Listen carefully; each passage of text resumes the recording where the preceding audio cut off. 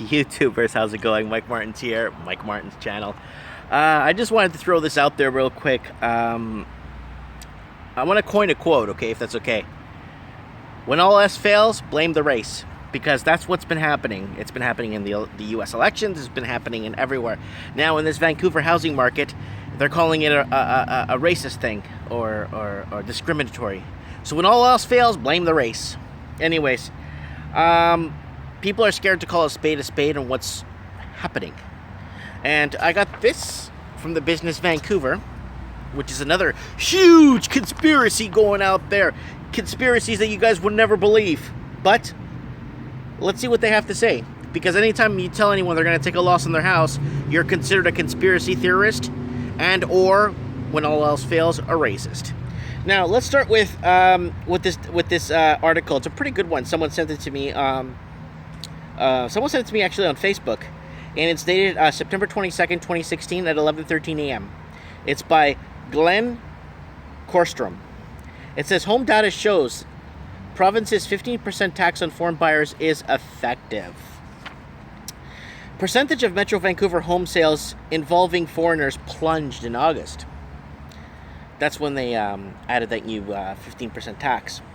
The percentage of Metro Vancouver home sales that involved foreign buyers plunged in August, following the provincial government levying a 15% property transfer tax on transactions that involve foreign buyers in the region, according to the data provincial government released September 22nd. Home sales in the region that involved foreign buyers plunged 0.9% between August 2nd and August 31st, from 13.2% between June 10th and August 1st, according to the provincial government data. The government first started tracking foreign home buyers on June 10th. Okay. And the new 15% tax went into effect August 2nd. I remember that when that happened.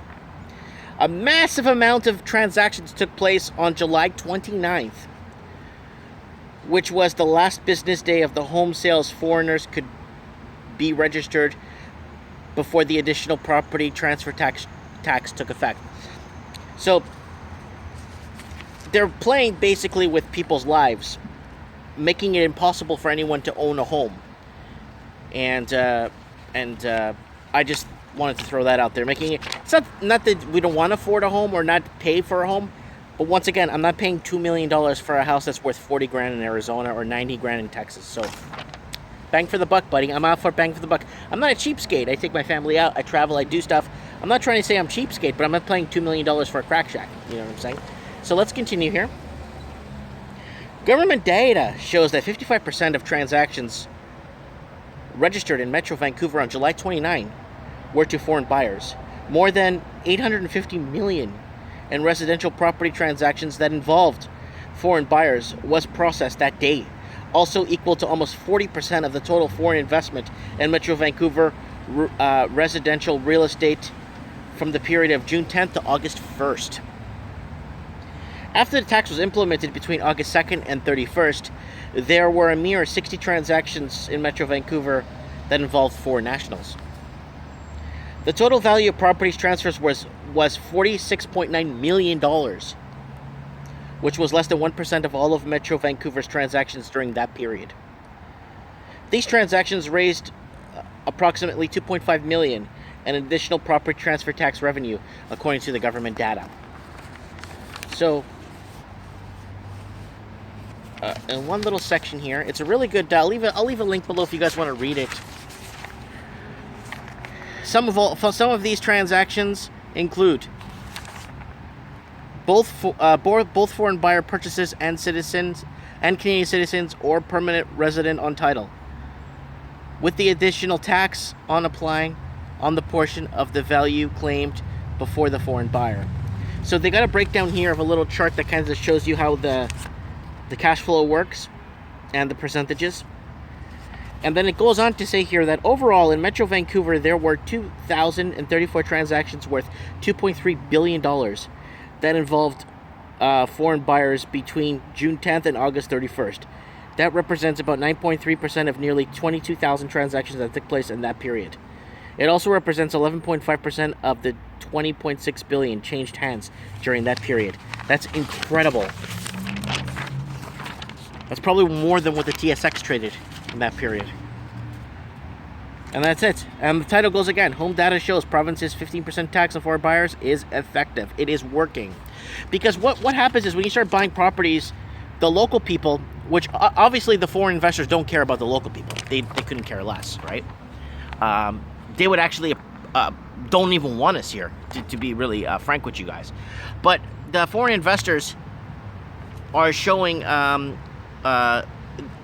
weakness to this, so it's kind of throwing a monkey wrench into their plans.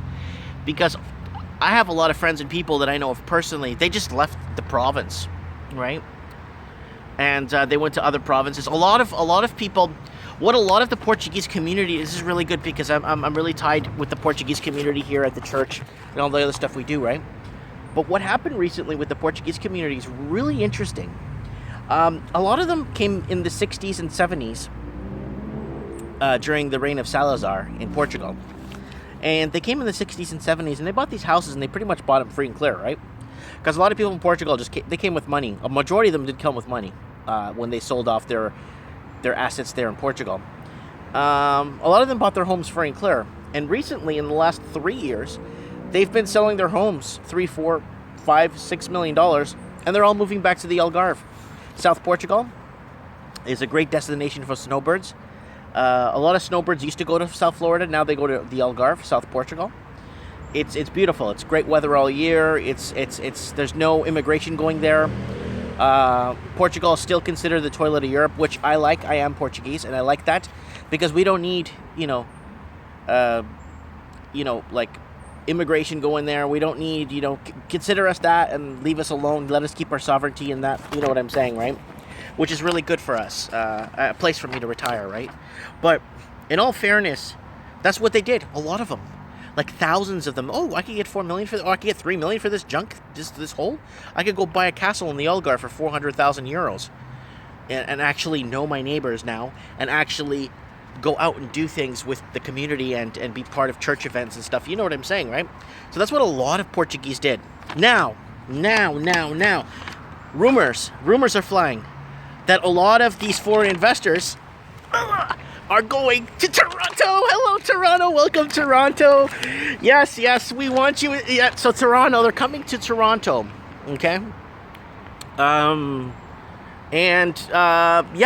So basically these investors, I guess a lot of them profited here, did really well here with flipping people's houses and people's futures. I don't know what's going to happen with that. I heard they're going out east to Toronto. Toronto is a very diverse multicultural community. Let me know what you guys think.